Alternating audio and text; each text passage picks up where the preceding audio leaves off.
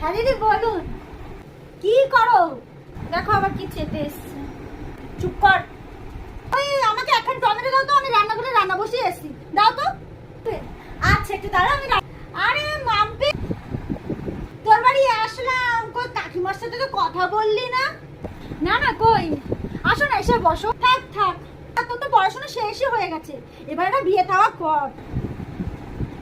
ও মাম্পির মা, তোমার মেয়ের পড়াশোনা শেষ হয়ে গেছে, এখন মেয়েকে ও তো বাড়িতে বসে রেখো না। সেই অনেক ভালো ছেলে দেখে মেয়েটার বিয়ে দাও দেখিনি।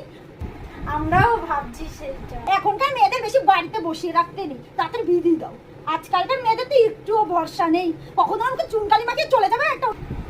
এ মানু, কোথায় যাচ্ছিস তুই? রান্নাঘরে যাচ্ছি। রান্নাঘরে কেন? কাকিমার জন্য তেল আনতে। তেল কেন? যেটা তুমি তোমার চরকায় দেবে। একটা চর মারবো।